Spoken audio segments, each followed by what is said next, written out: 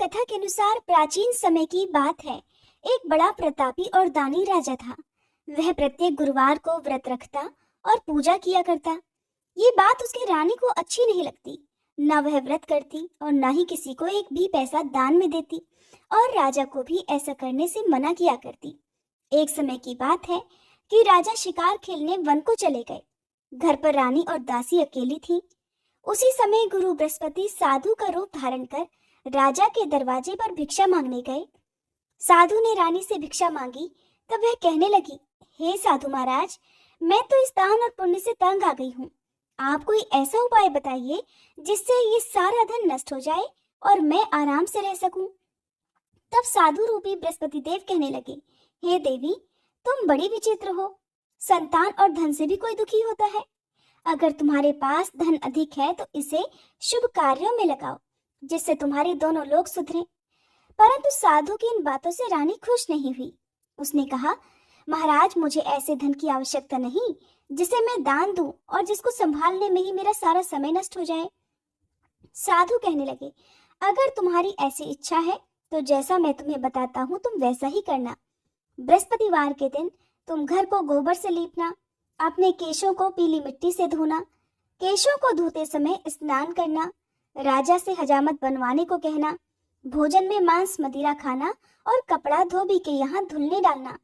इस प्रकार 7 बृहस्पतिवार करने से तुम्हारा समस्त धन नष्ट हो जाएगा। ऐसा कहकर साधु बने बृहस्पति देव अंतर्ध्यान हो गए। साधु के कहे अनुसार रानी को करते हुए केवल 3 बृहस्पतिवार ही बीते थे कि उसकी समस्त धन संपत्ति नष्ट हो गई। अब भोजन के लिए परिवार तरसने लगा। एक दिन राजा रानी से बोला, हे रानी, तुम यहीं रहो, मैं दूसरे देश को जाता हूँ, क्योंकि यहाँ पर मुझे सभी जानते हैं, इसलिए मैं कोई छोटा कार्य नहीं कर सकता। ऐसा कहकर राजा परदेश चला गया। वहां वह जंगल से लकड़ी काटकर लाता और शहर में बेचता। इसी तरह वह अपना जीवन बिताने लगा। इधर राजा के बिना रानी और दासी दुखी रहने लगी।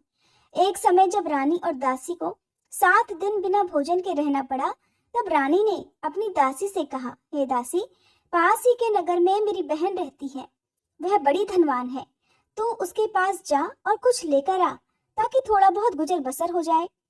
दासी रानी की बहन के पास गई। उस दिन बृहस्पतिवार था। रानी की बहन उस समय बृहस्पतिवार की कथा सुन रही थी। दासी ने रानी की बहन को अपनी रानी का संदेश दिया, लेकिन रानी की बहन ने कोई उत्तर नहीं दिया। जब दासी को रानी की बहन से कोई उत्तर नहीं मिला तो वह बहुत दुखी हुई। उसे क्रोध भी आया। दासी ने वापस आकर रानी को सारी बात बताई। सुनकर रानी ने अपने भागी को कोसा। उधर रानी की बहन ने सोचा कि मेरी बहन की दासी आई थी, परंतु मैं उससे नहीं बोली, इससे वह बहुत दुखी हुई होगी। कथा सुनकर और पूजन समाप्त कर वह अपनी बहन के घर गई और कहने लगी, हे बहन, मैं बृहस्पतिवार का व्रत कर रही थी।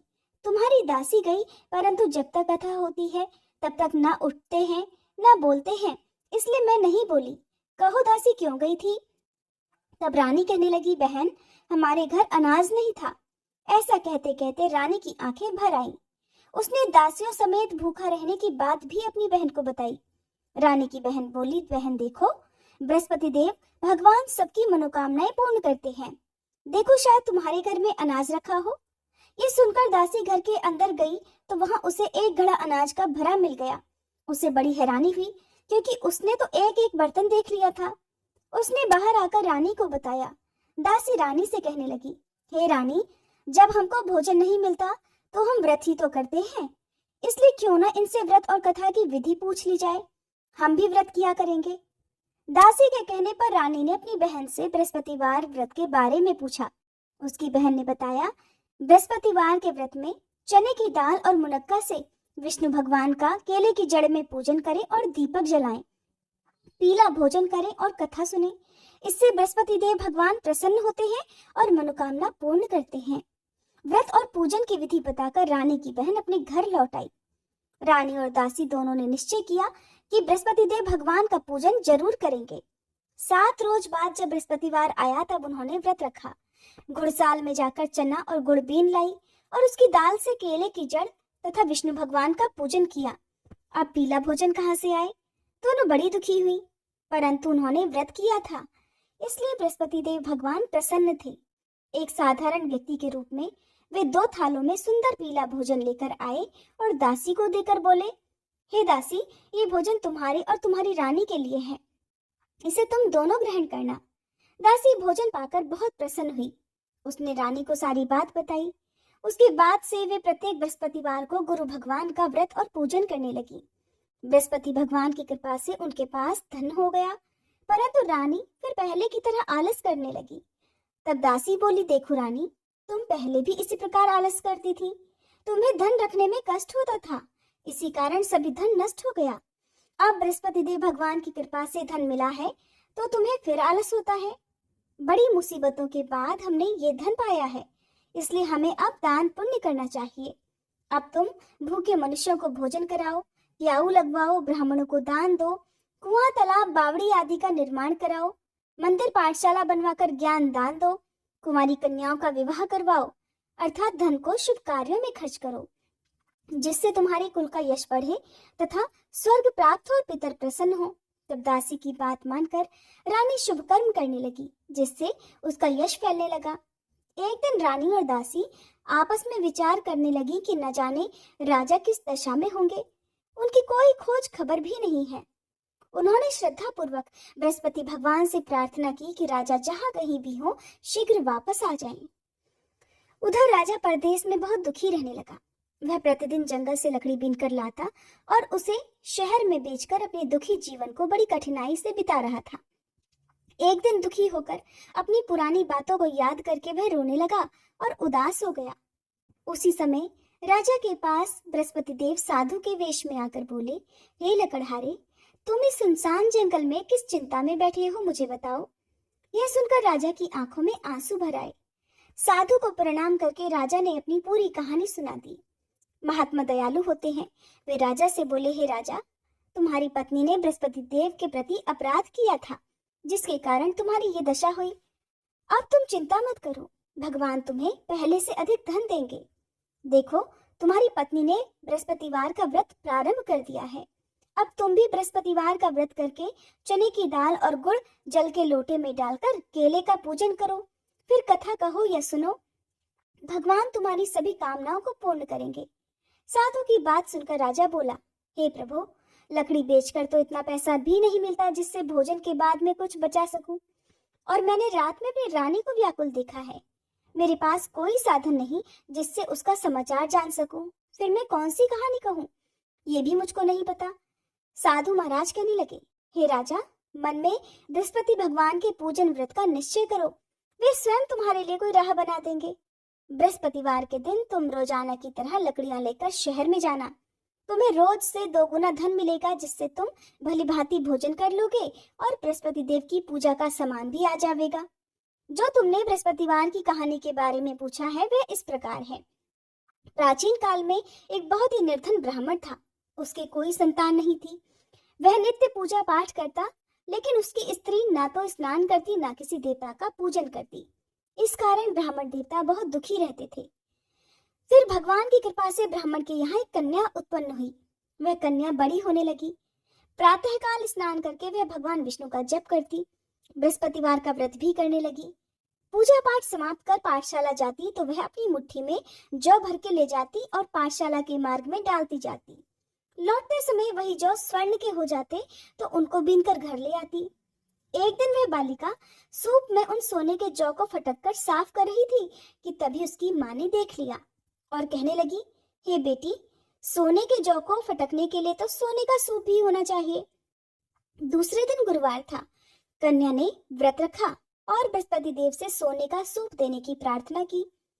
बृहस्पति देव ने उसकी प्रार्थना स्वीकार कर ली। रोजाना की तरह वह कन्या जौ फैलाती हुई पाठशाला चली गई। पाठशाला से लौटकर जब वह जौ बीन रही थी तब बृहस्पति देव की कृपा से उसे सोने का सूप भी मिल गया। उसे वह घर ले आई और उससे जौ साफ करने लगी, परंतु उसकी माँ का वही ढंग रहा। एक दिन की बात है, वह कन्या सोने के सूप में जौ साफ कर रही थी। उसी समय उस नगर का राजकुमार वहां से निकला। कन्या के रूप और कार्य को देखकर वह उस पर मोहित हो गया। राजमहल आकर वह भोजन तथा जल त्याग कर उदास होकर लेट गया। राजा को जब राजकुमार द्वारा अन्न जल त्यागने का समाचार ज्ञात हुआ तब वह अपने मंत्रियों के साथ अपने पुत्र के पास गया और कारण पूछा। राजकुमार ने राजा को उस लड़की के घर का पता भी बता दिया। मंत्री उस लड़की के घर गया। मंत्री ने ब्राह्मण के समक्ष राजा की ओर से निवेदन किया और कुछ ही समय बाद ब्राह्मण की कन्या का विवाह राजकुमार के साथ संपन्न हो गया। कन्या के घर से जाते ही ब्राह्मण देवता के घर में पहले की तरह गरीबी का निवास हो गया। एक दिन दुखी होकर ब्राह्मण अपनी पुत्री से मिलने गए। बेटी ने पिता की दुखी अवस्था को देखा और अपनी माँ का हाल पूछा। ब्राह्मण देवता ने सभी हाल कह सुनाया। तब कन्या ने बहुत सा धन देकर अपने पिता को विदा कर दिया। लेकिन कुछ दिन के बाद फिर वही हाल हो गया। ब्राह्मण फिर अपनी कन्या के यहाँ गया और सभी हाल कहा तो पुत्री बोली, हे पिताजी, आप माताजी को यहाँ लिवा लाओ, मैं उन्हें वह विधि बता दूंगी जिससे गरीबी दूर हो जाए। ब्राह्मण देवता अपनी पत्नी को साथ लेकर अपनी पुत्री के पास राजमहल पहुंचे। तब पुत्री अपनी माँ को समझाने लगी, हे माँ, तुम प्रातःकाल स्नान आदि करके विष्णु भगवान का पूजन करो तो सब दरिद्रता दूर हो जाएगी। परंतु उसकी माँ ने उसकी एक बात भी नहीं मानी। वह प्रातःकाल उठकर अपनी पुत्री की बची जूठन को खा लेती थी। एक दिन उसकी पुत्री को बहुत गुस्सा आया। उसने अपनी माँ को एक कोठरी में बंद कर दिया। प्रातः उसे स्नान आदि करा के पूजा पाठ करवाया तो उसकी माँ की बुद्धि ठीक हो गई। इसके बाद वह नियम से पूजा पाठ करने लगी और प्रत्येक बृहस्पतिवार को व्रत भी रखने लगी। इस व्रत के प्रभाव से मृत्यु के बाद वह स्वर्ग को गई। वह ब्राह्मण देवता भी सुखपूर्वक इस लोक का सुख भोगकर स्वर्ग को प्राप्त हुए। इस तरह कहानी कहकर साधु बने देवता वहां से आलोप हो गए। धीरे धीरे समय बीतने पर फिर बृहस्पतिवार का दिन आया। राजा जंगल से लकड़ी काटकर शहर में बेचने गया। उसे उस दिन और दिनों से अधिक धन मिला। राजा ने चना गुड़ आदि लाकर बृहस्पतिवार का व्रत किया। उस दिन से उसके सभी क्लेश दूर हुए। परंतु जब अगले गुरुवार का दिन आया तो वह बृहस्पतिवार का व्रत करना भूल गया। इसी कारण बृहस्पति भगवान नाराज हो गए। उस दिन उस नगर के राजा ने विशाल यज्ञ का आयोजन किया था तथा अपने समस्त राज्य में घोषणा करवा दी कि सभी मेरे यहाँ भोजन करने आए, किसी के घर चूल्हा न जले और इस आज्ञा को जो न मानेगा उसको फांसी की सजा दी जाएगी। राजा की आज्ञा अनुसार राज्य के सभी निवासी राजा के भोज में सम्मिलित हुए, लेकिन लकड़हारा कुछ देर से पहुंचा, इसलिए राजा उसको अपने साथ महल में ले गए। जब राजा लकड़हारे को भोजन करा रहे थे तब रानी की दृष्टि उस खूंटी पर पड़ी जिस पर उसका हार लटका हुआ था। उसे हार खूंटी पर लटका दिखाई नहीं दिया। रानी को निश्चय हो गया कि मेरा हार इसी लकड़हारे ने चुरा लिया है। उसी समय सैनिकों को बुलवाकर उसको जेल में डलवा दिया। अब लकड़हारा जेल में विचार करने लगा कि न जाने कौन से पूर्व जन्म के कर्म से मुझे ये दुख प्राप्त हुआ है, और जंगल में मिले साधु को याद करने लगा। तत्काल बृहस्पति देव साधु के रूप में प्रकट हो गए और कहने लगे, अरे मूर्ख, तूने बृहस्पति देवता की कथा नहीं की, उसी कारण तुझे ये दुख प्राप्त हुआ है। अब चिंता मत कर, बृहस्पतिवार के दिन जेल खाने के दरवाजे पर तुझे 4 पैसे पड़े मिलेंगे।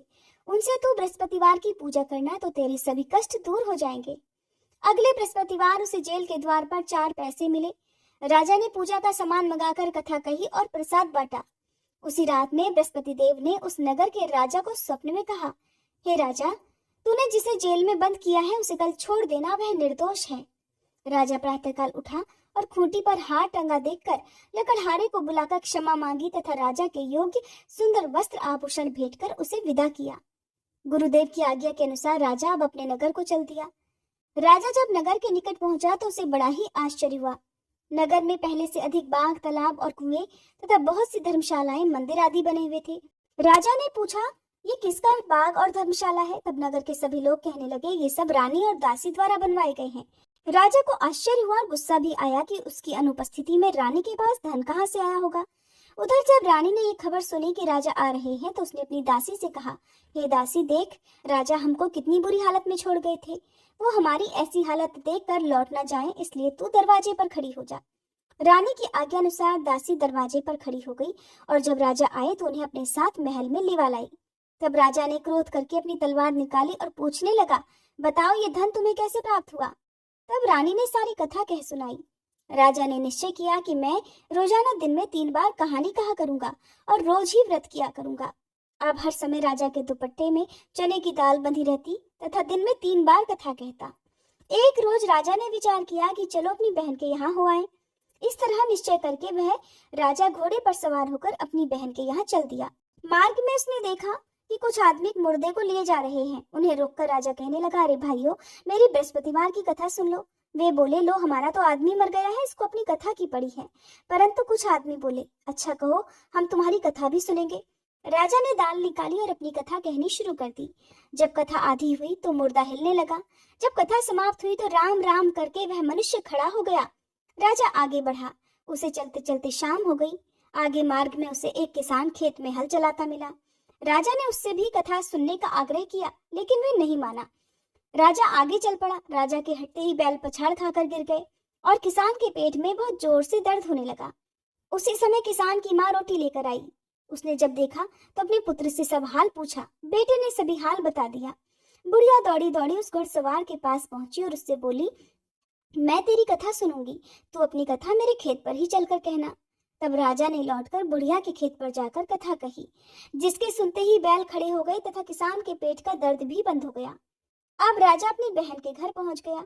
बहन ने भाई की खूब मेहमानी की। दूसरे रोज प्रातःकाल राजा जगा तो वह देखने लगा कि सब लोग भोजन कर रहे हैं। राजा ने अपनी बहन से पूछा कि ऐसा कोई मनुष्य है जिसने भोजन ना किया हो, जो मेरी बृहस्पतिवार की कथा सुन ले। तब बहन बोली, है भैया, ये देश ऐसा ही है। यहाँ लोग पहले भोजन करते हैं, बाद में कोई अन्य काम करते हैं। फिर वह एक कुम्हार के घर गई जिसका लड़का बीमार था। उसे मालूम हुआ कि उसके यहाँ 3 दिन से किसी ने भोजन नहीं किया है। रानी ने अपने भाई की कथा सुनने के लिए कुम्हार से कहा, तब वह तैयार हो गया। राजा ने जाकर बृहस्पतिवार की कथा कही, जिसको सुनकर उसका लड़का ठीक हो गया। अब तो राजा की प्रशंसा होने लगी। एक दिन राजा ने अपनी बहन से कहा, बहन, अब मैं अपने घर जाऊंगा, तुम भी तैयार हो जाओ। राजा की बहन ने अपनी सास से अपने भाई के साथ जाने की आज्ञा मांगी। सास बोली, हाँ चली जा, मगर अपने लड़के को मत लेकर जाना, क्योंकि तेरे भाई की कोई संतान नहीं होती है। बहन ने अपने भाई से कहा, हे भैया, मैं तो चलूंगी, मगर कोई बालक नहीं जाएगा। तब राजा कहने लगा कि जब बालक ही नहीं जाएंगे तब तुम भी चलकर क्या करोगी। और अपनी बहन को भी छोड़कर दुखी मन से राजा अपने नगर को लौट आया। राजा ने अपनी रानी से सारी कथा बताई और बिना भोजन किए वह शैया पर लेट गया। रानी बोली, हे प्रभु, बृहस्पति देव ने हमें सब कुछ दिया है, वे हमें संतान भी अवश्य देंगे। उसी रात बृहस्पति देव ने राजा को स्वप्न में कहा, हे राजा, उठ, सभी सोच त्याग दे, तेरी रानी गर्भ से है। राजा को ये जानकर बड़ी खुशी हुई। 9वें महीने रानी के गर्भ से एक सुंदर पुत्र पैदा हुआ। तब राजा बोला, हे रानी, स्त्री बिना भोजन के रह सकती है, परंतु बिना कहे नहीं रह सकती। जब मेरी बहन आए तब तुम उससे कुछ मत कहना। रानी ने हाँ कर दी। जब राजा की बहन ने यह शुभ समाचार सुना तो वह बहुत खुशी हुई और बधाई लेकर अपने भाई के यहाँ आई। रानी ने तब उसे आने का उलाहना दिया। जब भाई अपने साथ ला रहे थे तब तो टाल गई, उनके साथ नहीं आई और आज अपने आप ही भागी भागी बिना बुलाए आ गई। तब राजा की बहन बोली, भाई, मैं इस प्रकार ना कहती तो तुम्हारे घर औलाद कैसे होती। बृहस्पति देव सभी कामनाएं पूर्ण करते हैं। जो सद्भावना पूर्वक बृहस्पतिवार का व्रत करता है और कथा पढ़ता है अथवा सुनता है और दूसरों को सुनाता है, बृहस्पति देव उसकी सभी मनोकामनाएं पूर्ण करते हैं, उसकी सदैव रक्षा करते हैं। जो संसार में सद्भावना से गुरुदेव का पूजन और व्रत सच्चे हृदय से करते हैं, उनकी सभी कामनाएं वैसे ही पूर्ण हो जाती हैं जैसी सच्ची भावना से रानी और राजा ने बृहस्पति देव की कथा का गुणगान किया तो उनकी सभी इच्छाएं बृहस्पति देव जी ने पूर्ण की। अनजाने में भी बृहस्पति देव की उपेक्षा ना करें, ऐसा करने से सुख शांति नष्ट हो जाती है। और कथा सुनने के बाद सभी को प्रसाद ग्रहण करके जाना चाहिए। हृदय से बृहस्पति देव का मनन करते हुए जयकारा बोलना चाहिए। प्रेम से बोलिए, बृहस्पति देवता की जय।